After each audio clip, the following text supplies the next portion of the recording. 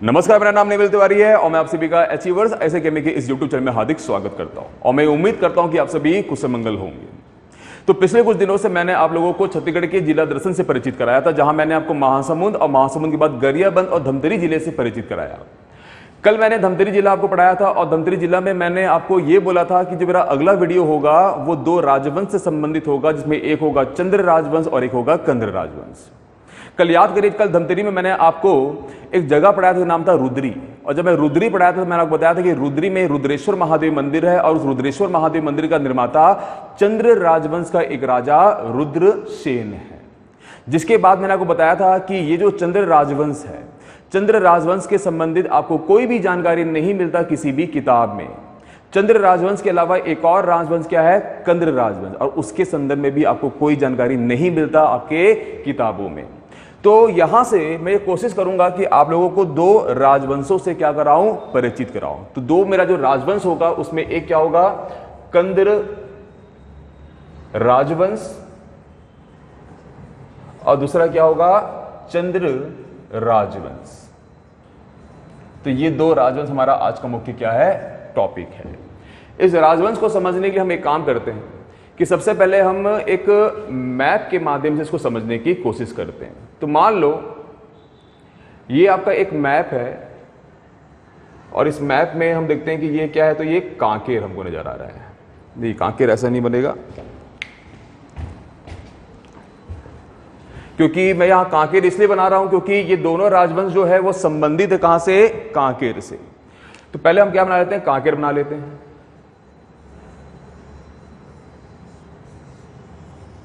तो कुछ बहुत आपका कांकेर ऐसा दिखता है आपको।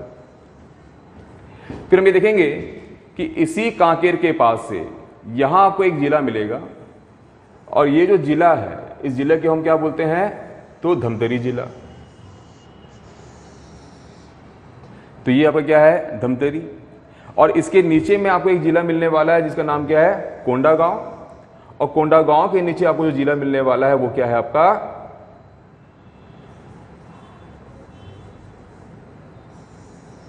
तो बस्तर जिला। तो मान लो ये हमारा क्या है, कांकेर है, ये हमारा क्या है, धमतरी है, इधर में क्या है आपका कोंडागांव, और ये आपका क्या है, तो बस्तर। आपको मालूम है ये आपका क्या है, आपका उड़ीसा है, और इधर आपका गरियाबंद था। तो इसको थोड़ा हम समझने की यहां पर कोशिश करेंगे कि मैं आपको एक ऐसा डायनेस्टी रिवील करने वाला हूं जिसके संबंध में कोई भी जानकारी आपको नहीं मिलता आपके किताबों में। तो आपको यह अच्छे से मालूम है कि धमतरी में आपको यहां पर एक पहाड़ मिलता है और ये जो पहाड़ है इस पहाड़ को हम क्या बोलते हैं, तो सिहावा पर्वत। तो ये आपका एक पहाड़ क्या था, सिहावा। तो मैं यहां ले देता हूं, ये सिहावा है। वैसे ही उड़ीसा में हमको यहां एक पहाड़ मिलता है जिसका नाम क्या है, मचकुंड। तो ये एक पहाड़ क्या हो गया, मचकुंड पहाड़ी। वैसे आपके जो कांकेर है, कांकेर में यहां पर आपको एक पहाड़ मिलेगा और इस पहाड़ को हम बोलेंगे गड़िया पहाड़। तो कांकेर में आपको एक पहाड़ क्या मिल रहा है, गड़िया पहाड़। ये तीनों पहाड़ हमारे लिए इंपॉर्टेंट है क्योंकि इसी तीनों पहाड़ से संबंधित ये क्या है, डायनेस्टी है। तो इधर में आपको सिहावा पहाड़ मिल रहा है, इधर में आपको क्या मिल रहा है, तो ये आपका गड़िया पहाड़ है। ये गड़िया पहाड़ के अलावा यहां आपको एक पहाड़ मिल रहा है जिसका नाम क्या है, मचकुंड। तो अब ये ध्यान दीजिएगा, जैसे कि हमको मालूम है कि हमारा जो कांकेर है, हमारे कांकेर में एक राजवंशों ने शासन किया है जिसका नाम क्या है, सोमवंशी। इन सोमवंशियों के बारे में मैंने आपको बताया था कि सोमवंशियों में जो पहला राजा था उसका नाम क्या था, तो सोमवंशियों में पहला राजा सिंहराज था। सिंहराज के बाद व्याघ्रराज, व्याघ्रराज के बाद भोपदेव, और भोपदेव के दो पुत्र थे जिनका एक का नाम क्या था, तो कर्णराज, और एक का नाम क्या था, तो सोमदेव। सोमदेव का जो पुत्र था उनका नाम क्या था, तो पंपराज, और पंपराज ने एक अभिलेख लिखा है जिसका नाम क्या है, तहन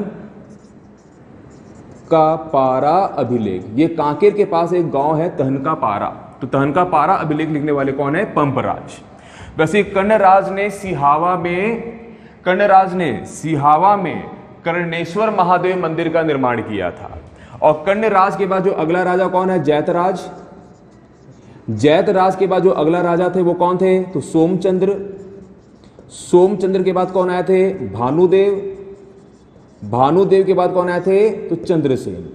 और यही चंद्रसेन इस राजवंश का अंतिम क्या था? राजा था।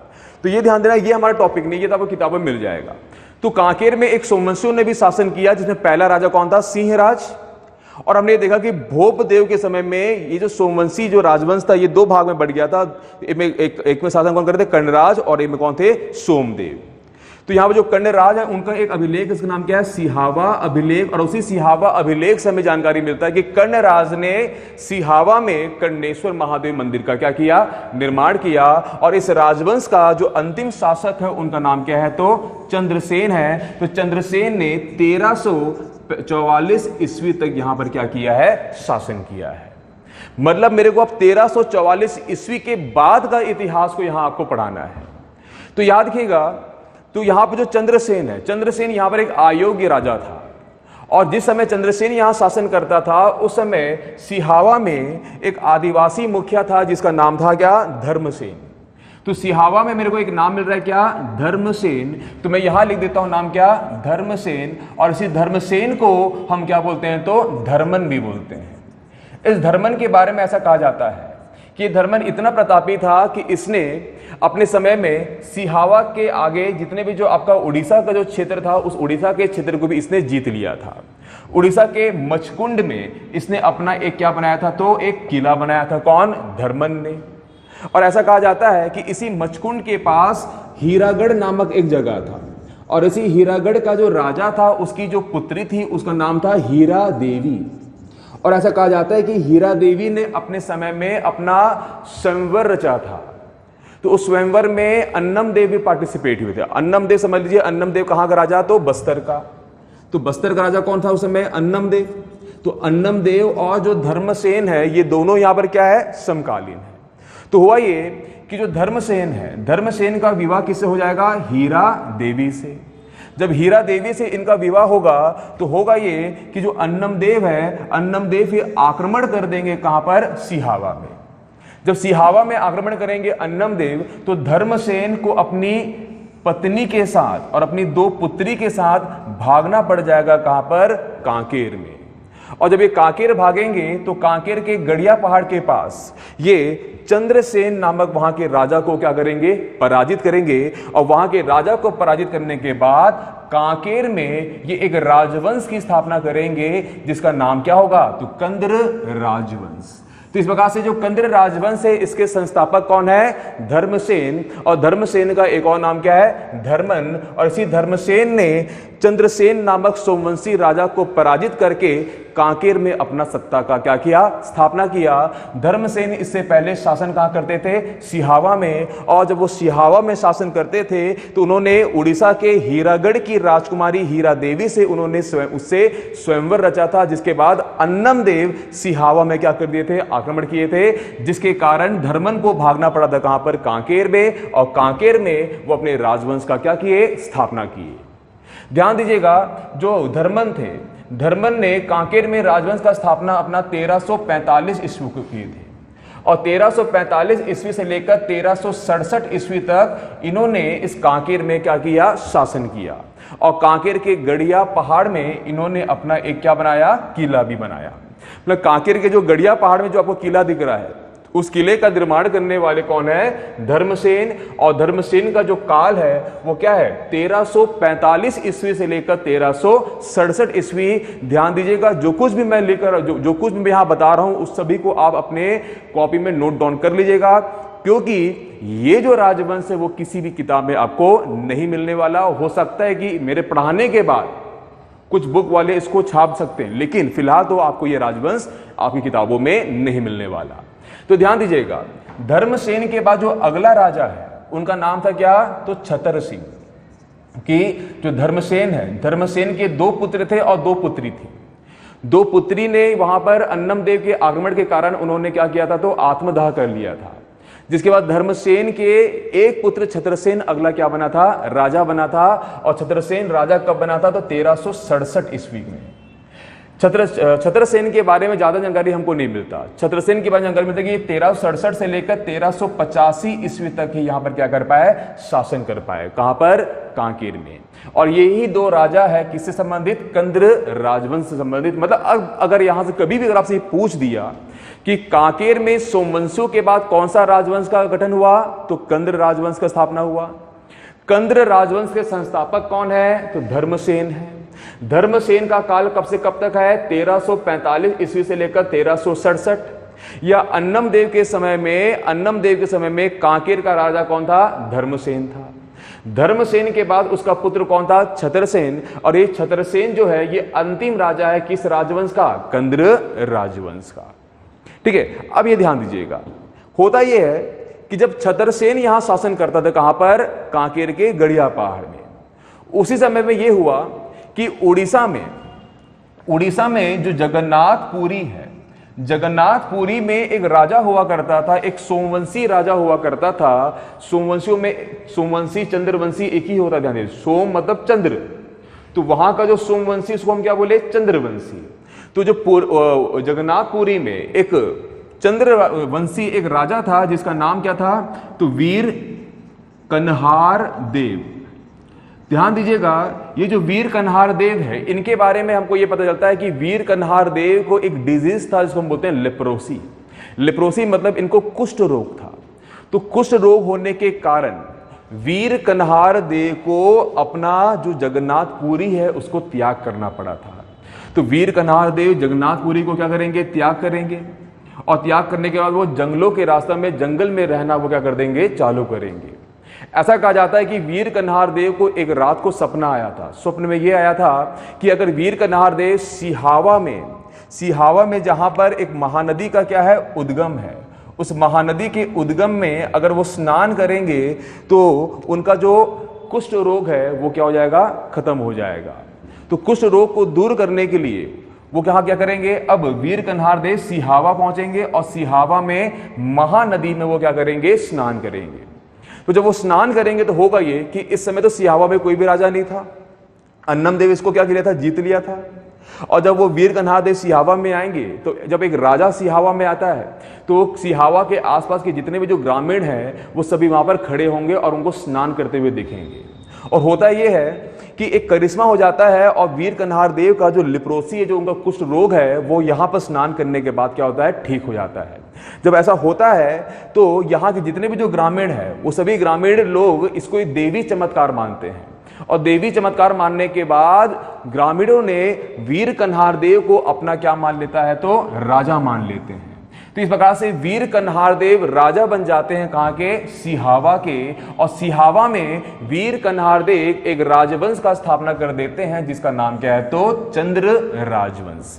तो इस प्रकार से अगर आपसे पूछा जाए कि चंद्र राजवंश का जो पहला राजा है वो कौन है, तो वीर कन्हार देव। तो मैं यहां लिख देता हूं कि वीर कन्हार देव जो है वो इस राजवंश के पहले क्या है, तो राजा है। ठीक है, अब वीर कन्हार देव के नाम से ही आपके कांकेर में कन्हारपुरी नामक गांव है। आप देखना कांकेर में कन्हारपुरी एक गांव है, तो वो किनके नाम से है, वीर कन्हार देव के बारे में। तो वीर कन्हार देव ने इस क्षेत्र में शासन किया है कब, तो 1385 से लेकर 1404 ईस्वी तक। मतलब आपको यह ध्यान देना होगा कि वीर कन्हार देव ने छत्रसेन को क्या किया होगा, पराजित किया होगा और इस पूरे क्षेत्र में अपने प्रभुत्व को उसने क्या किया होगा, स्थापित किया होगा। तो इन्होंने 1385 से लेकर 1404 तक सिहावा के क्षेत्र में क्या किया, इन्होंने शासन किया। वीर कन्हार देव के बाद जो इनके पुत्र वीर किशोर देव अगले क्या बनेंगे, शासक बनेंगे। और जो वीर किशोर देव है इनका राज्याभिषेक 1404 ईस्वी में होगा। और वीर किशोर देव के बारे में ऐसा कहा जाता है कि वीर किशोर देव ने अपना इसी जगह, इसी सिहावा में एक जगह था नगरी, इस नगरी नामक नगर को बसाएंगे। और नगरी नामक नगर को बसाने के बाद सिहावा से अपनी राजधानी का स्थानांतरण कर देंगे, कहां पर, नगरी में।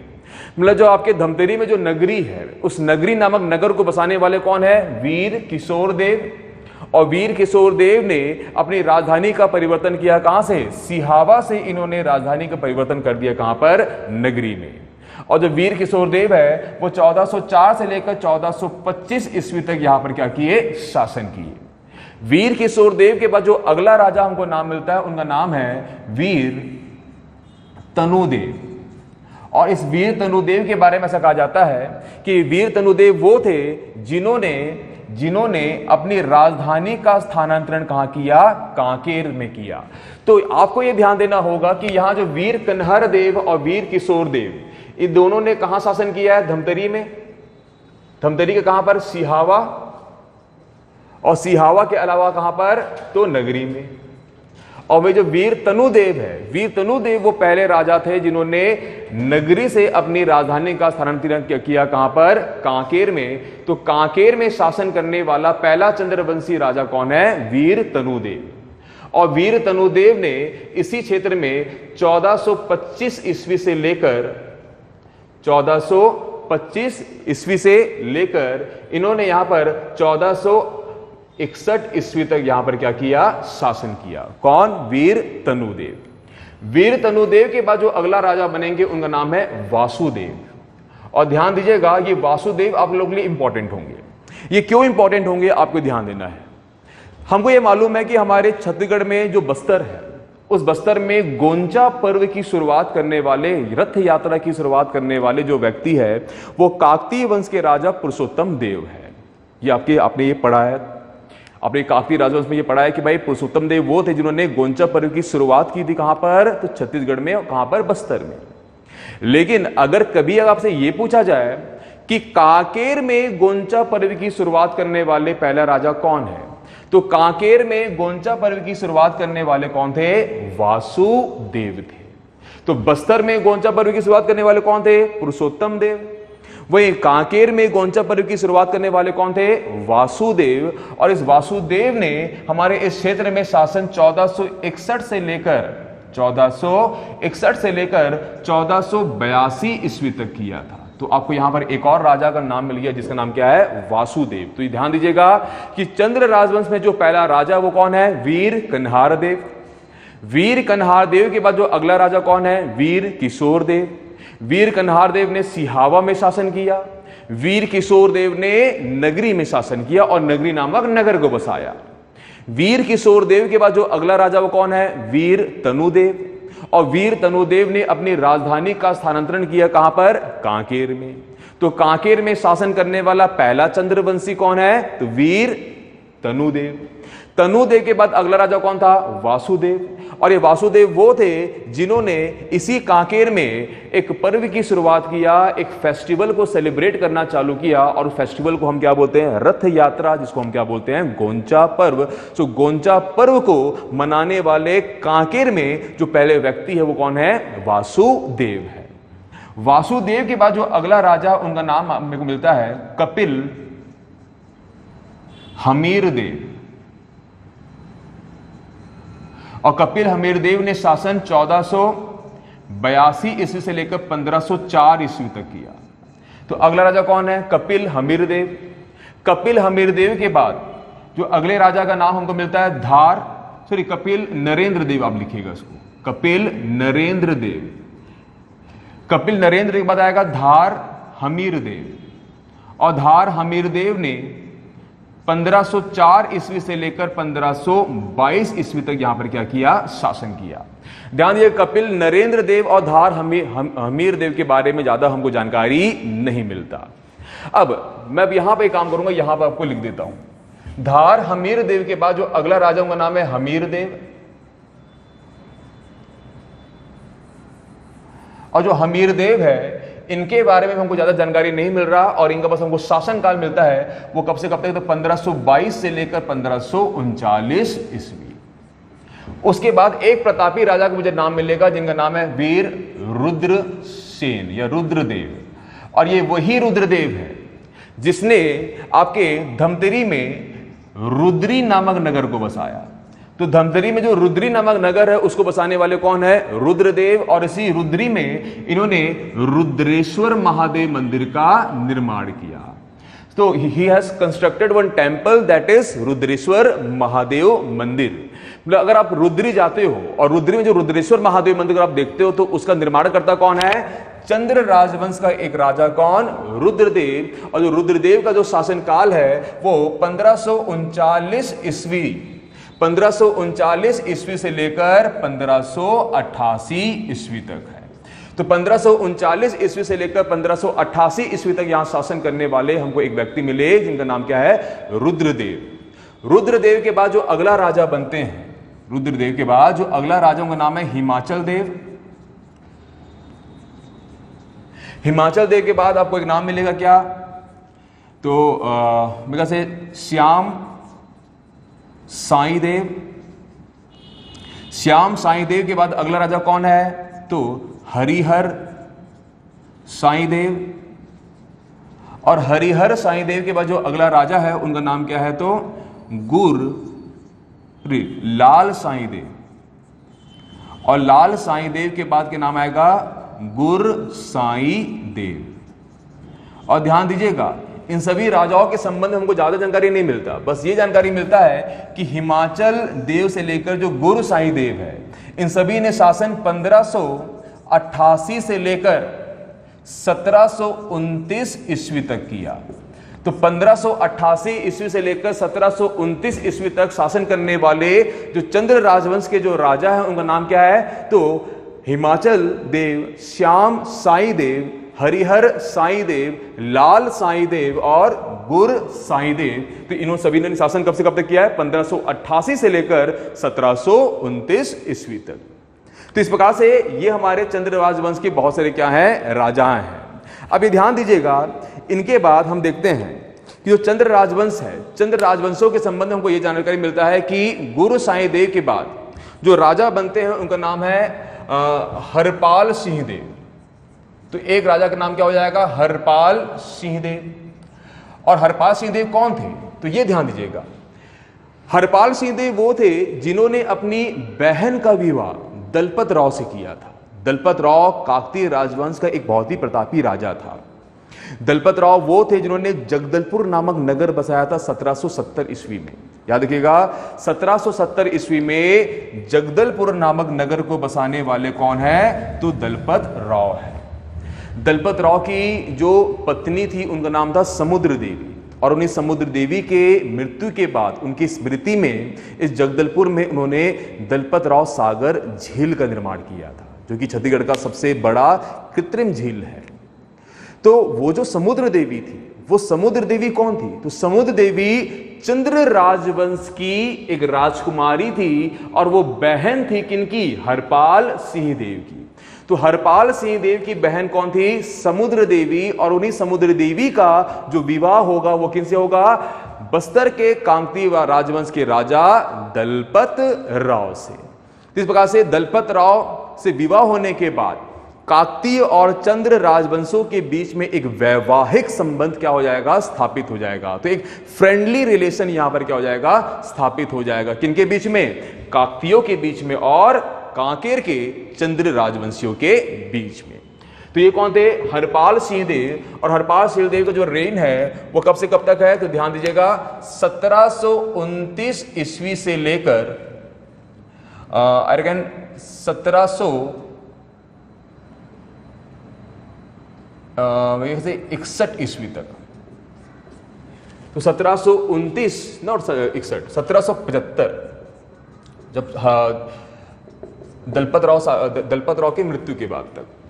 दलपत राव की मृत्यु 1773 को हुई थी।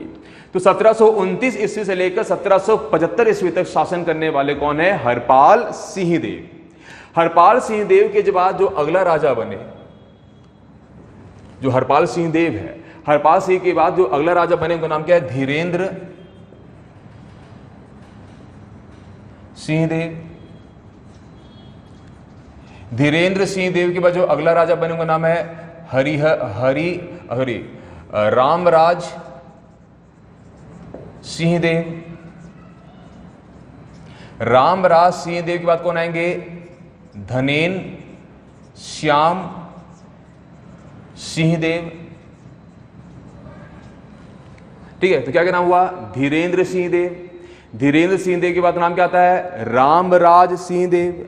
और रामराज सिंह देव के बाद नाम क्या आता है? धनेन्द्र सिंह देव, सॉरी धनेन्द्र सिंह देव। और धनेन्द्र सिंह देव के बाद जो अगला राजा बनेंगे उनका नाम क्या होगा? तो भूप सिंह देव।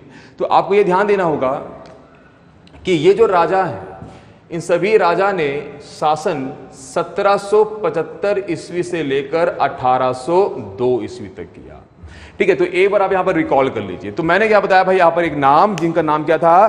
तो क्या नाम बताया था आपको? हरपाल सिंह देव। और हरपाल सिंह देव के बारे में आपको बताया कि हरपाल सिंह देव वो व्यक्ति थे जिन्होंने शासन किया, जिन्होंने शासन किया कहां पर? कांकेर में। और इनकी बहन, जिनका नाम क्या था? तो इनकी बहन का नाम था समुद्र देवी, जिनका विवाह किससे हुआ था? तो दलपत राव से हुआ था।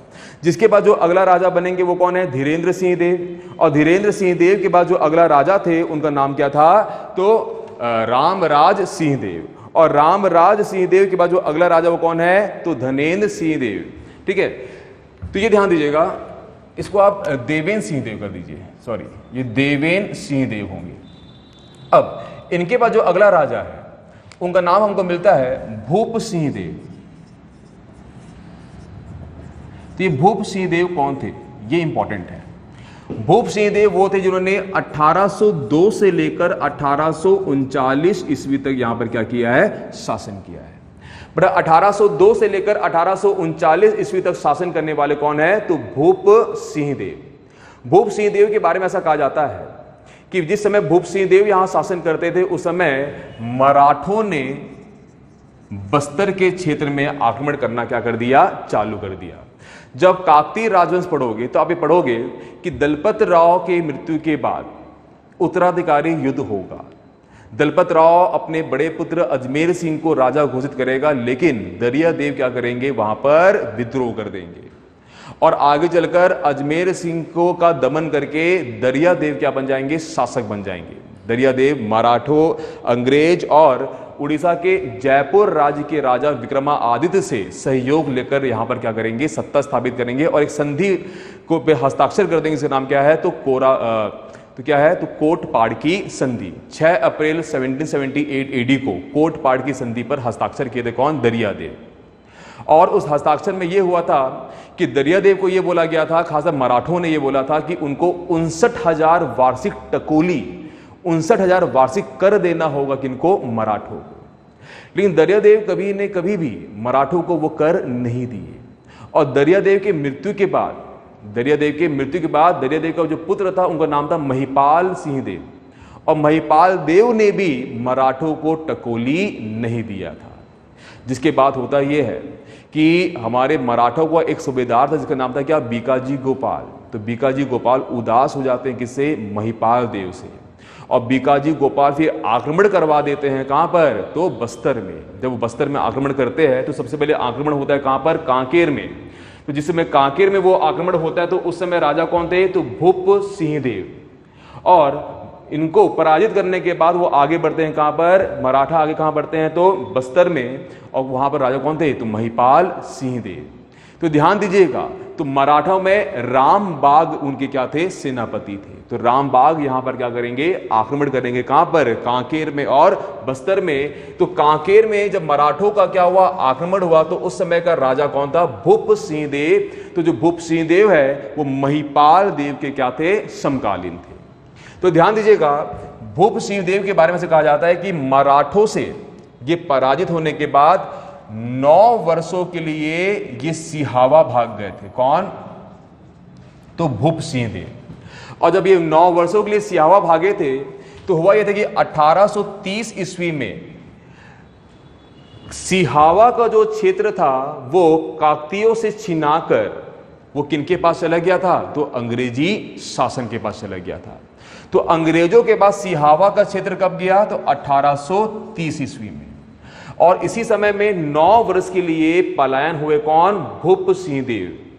फिर होता यह है कि 9 वर्षों के बाद भूप सिंह देव और उस समय के ब्रिटिश रेसिडेंट कहां के? नागपुर के। जब आप इतिहास पढ़ोगे तो नागपुर का रेसिडेंट कौन था?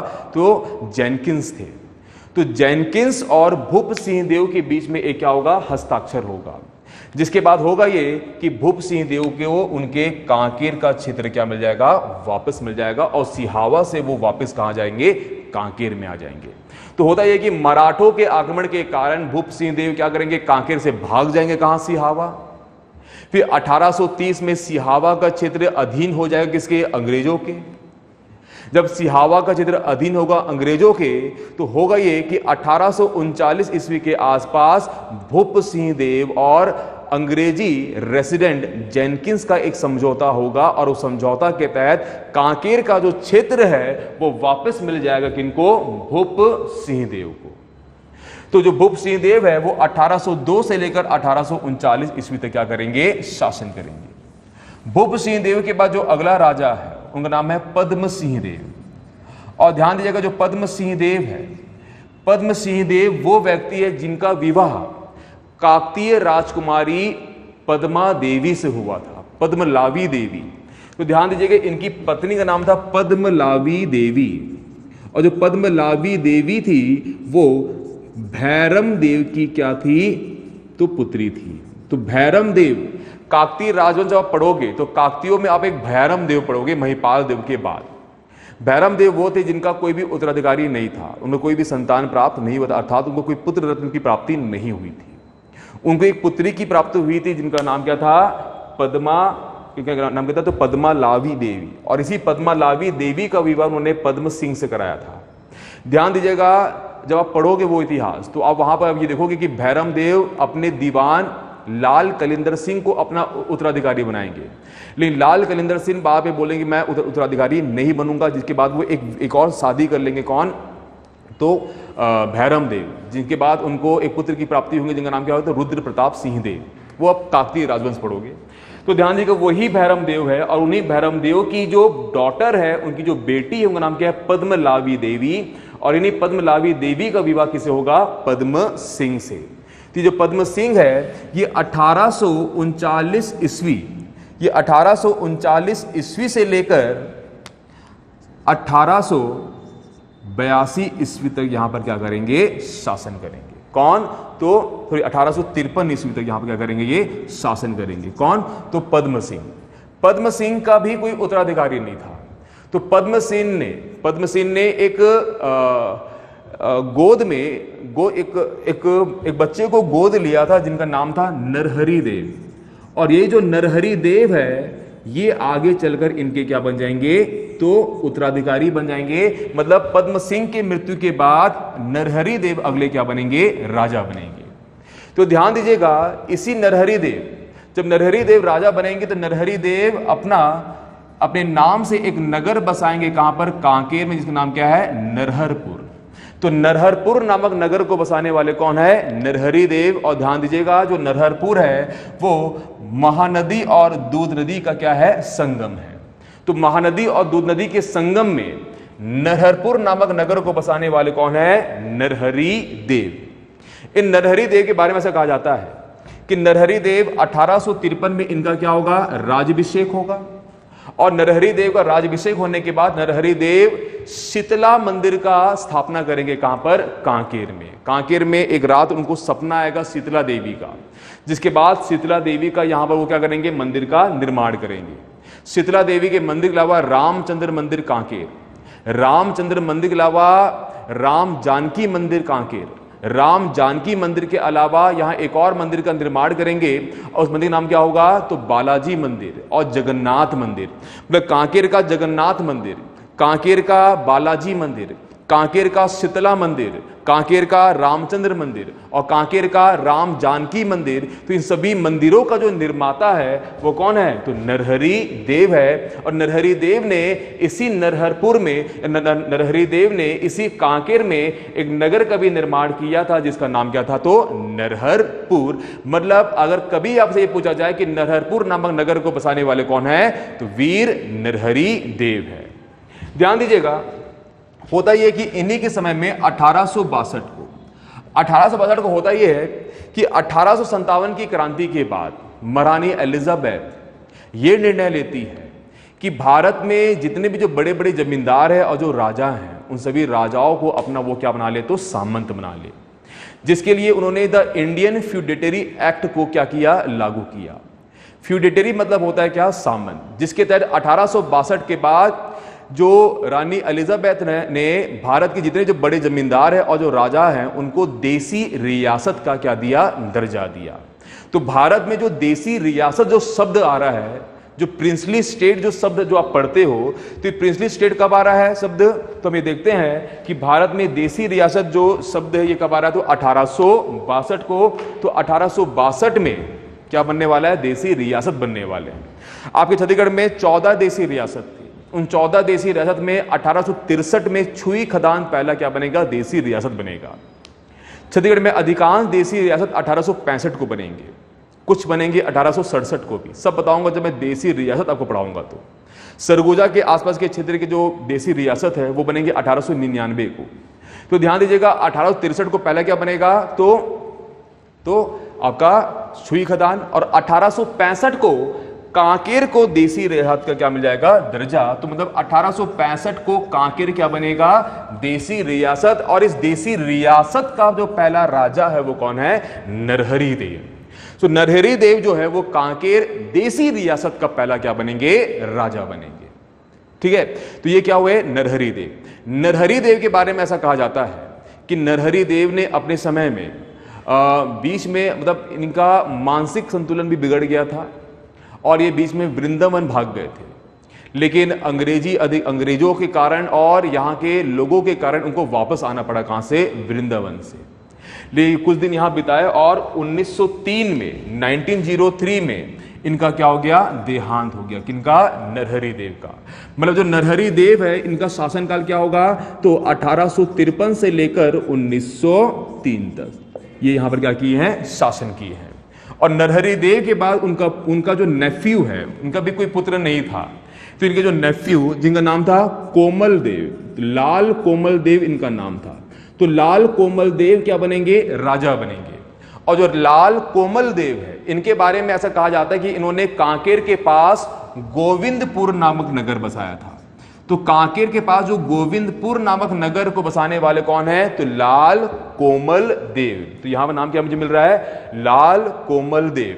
लाल कोमल देव ने अपने शासन काल में इस कांकेर में बहुत सारे विद्यालयों का भी निर्माण किया था। इन्होंने हाई स्कूल का निर्माण किया कांकेर का, इन्होंने कांकेर के गर्ल्स स्कूल का इन्होंने क्या किया, स्थापना किया। इन्होंने करीब 15 प्राइमरी स्कूल का भी यहां पर इन्होंने क्या किया था, स्थापना किया था। कौन, लाल कोमल देव। लाल कोमल देव 1903 से लेकर 1925 तक क्या किए, शासन किए। और इनके मृत्यु के बाद इनका जो पुत्र था जिनका नाम क्या था, तो उनका नाम था भानु प्रताप सिंह देव। तो भानु प्रताप सिंह देव अगला क्या बनेंगे, राजा बनेंगे। और ध्यान दीजिएगा जो भानु प्रताप सिंह देव 1925 को जब ये राजा बने थे तो इनका उम्र मात्र 6 वर्ष था। तो 6 वर्ष की अल्प आयु में ये क्या बन गए थे, राजा बन गए थे। तो अंग्रेजों के अधीनस्थ ये एक क्या थे, राजा थे। इनकी पढ़ाई कैम्ब्रिज में हुई और भानु प्रताप सिंह देव जब पढ़ लिख के वापस आए तो भानु प्रताप सिंह देव ने इसी कांकेर में आरी डोंगरी पहाड़ी के नीचे भानु प्रतापपुर नामक नगर बसाया था। तो भानु प्रतापपुर नामक नगर को बसाने वाले कौन है, भानु प्रताप सिंह देव। तो मुझे एक और नाम क्या मिला, भानु प्रताप सिंह देव। और इन्होंने 1925 से लेकर 1969 तक यहां पर क्या किया, शासन किया। हालांकि आपको मालूम है कि 1947 में देसी रियासतों का विलय हो चुका था। कहां पर, भारत संघ में। तो भारत संघ में कांकेर देसी रियासत का विलय करने वाले व्यक्ति कौन थे, भानु प्रताप सिंह देव। और इसके बाद ये 2 बार क्या रहे, एमएलए रहे। और 1952 से लेकर 1962 तक ये क्या रहते, तो एमएलए रहे थे। लेकिन 1962 के बाद यहाँ पर जो विधायक का जो सीट था वो आरक्षित हो गया, जिसके बाद राज परिवार का कोई भी व्यक्ति यहाँ पर विधायक नहीं बन पाया। तो ये कौन थे, तो भानु प्रताप सिंह देव, जो कि कांकेर देसी रियासत के अंतिम राजा थे। तो एक प्रकार से आप ये देख सकते हो कि आपका यहाँ पर कांकेर देसी रियासत भी हो गया और साथ साथ आपका एक राजवंश हो गया। कौन सा, चंद्र राजवंश। तो मैं आशा करता हूं कि ये चंद्र राजवंश आपको बहुत अच्छे से समझ में आया होगा। नहीं भी आया होगा तो आप ये पूरा नोट डाउन कर लीजिए। मैं काम करता हूं कि सभी राजाओं का नाम फिर से लिख देता हूं और जिसको आप अपने अपने पुस्तक में लिख लीजिए। इसका एक समरी मैं आपको यहां दे देता हूं। तो चलिए एक काम करिए, इसको हम थोड़ा समराइज कर देते हैं, तो जिससे कि आपको ये ज़्यादा आसानी से समझ में आ जाए और आपका एक नोट्स भी तैयार हो जाए ऐसा राजवंश का जिसके संदर्भ में आपके छत्तीसगढ़ में कोई भी बुक में इसका आइडिया नहीं दिया गया है।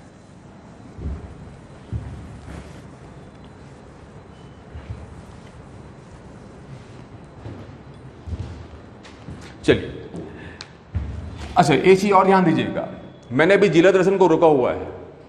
मैंने इसलिए रोका हुआ क्योंकि मैं आपको पहले बोला था कि मैं जिला दर्शन तभी कराऊंगा जब आप लोगों का भागीदारी मुझे दिखेगा। ज़्यादा अगर मुझे उदासीन व्यवहार दिखेगा तो मैं वहाँ पर रोक दूंगा। तो अब मैंने यहाँ ये डिसाइड किया है कि अभी मेरा जो सब्सक्राइबर वो 1000 है, जब ये 2000 की ओर जाएगा तब जाकर मैं आपको नए जिलों से क्या कराऊंगा, परिचित कराऊंगा। हालांकि बीच में कुछ एक आध दो जिला मैं आपको बता दूंगा, लेकिन अगर आपको पूरा 28 जिला पढ़ना है तो उसके लिए आप लोगों को मेरी सब्सक्राइबर की संख्या 2000 करनी होगी। चलिए, तो एक बार इसको हम क्या कर देते हैं, तो इसको समराइज कर देते हैं। तो हमने दो राजवंश पढ़ा, क्या क्या, कंद्र और एक हमने क्या पढ़ा, चंद्र। तो कंद्र राजवंश में आपको क्या बताया, पहला नाम क्या, धर्मन। आप सब लिख लीजिए किसको, धर्मन या धर्मसेन। कब से कब तक है, तो 1345 से लेकर 1367 ईस्वी तक इन्होंने क्या किया, शासन किया।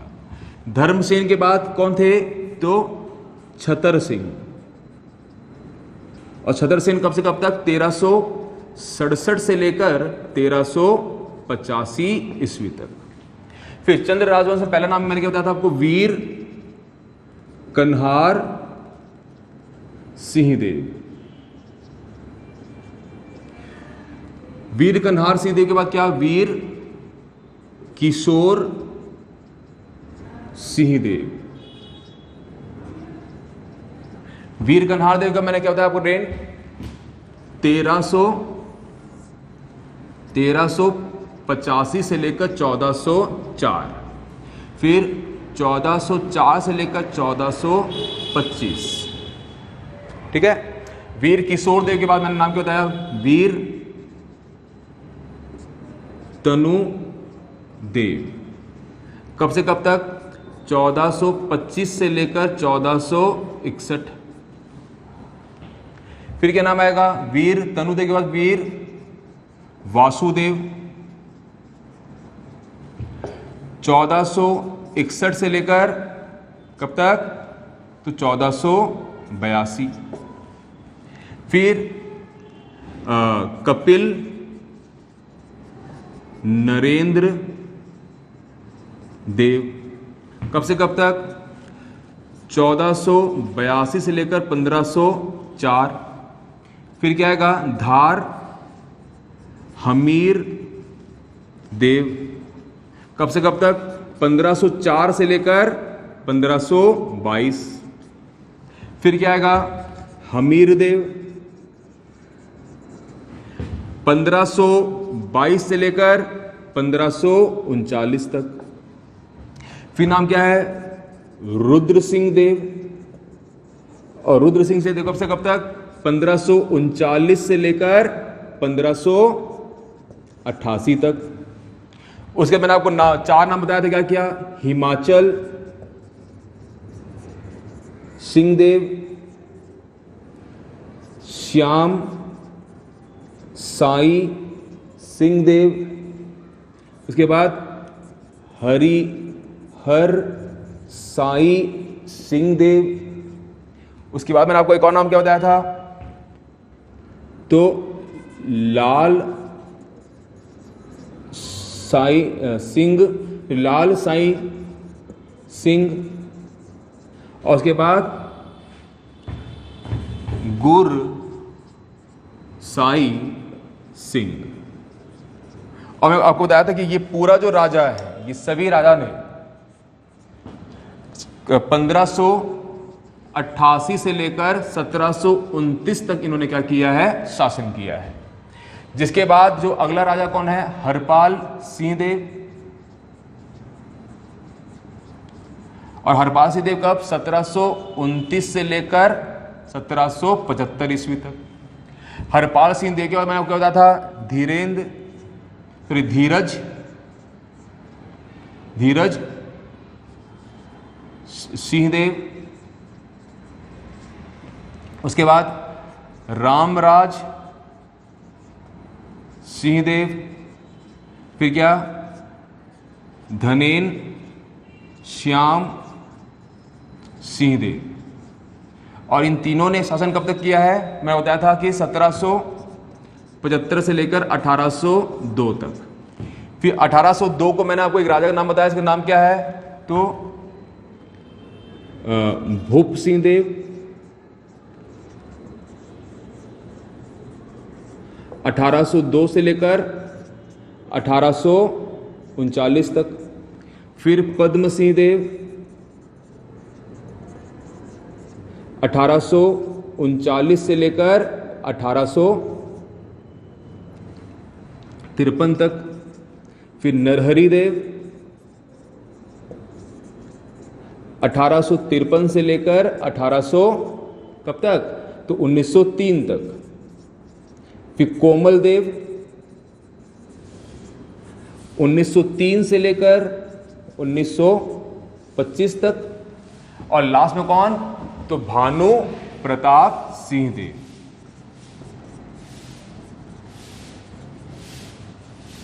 उन्नीस 1925 से लेकर 1969 तक। मतलब आपको यह ध्यान देना होगा कि चंद्र राजवंश का जो अंतिम राजा था वो कौन था? भानु प्रताप सिंहदेव, जिन्होंने भानु प्रतापपुर नामक नगर को बचाया था। और नरहरि देव वो व्यक्ति जिन्होंने नरहरपुर नामक नगर बचाया था। और ये कांकेर देसी रियासत के ये क्या थे? पहले राजा थे।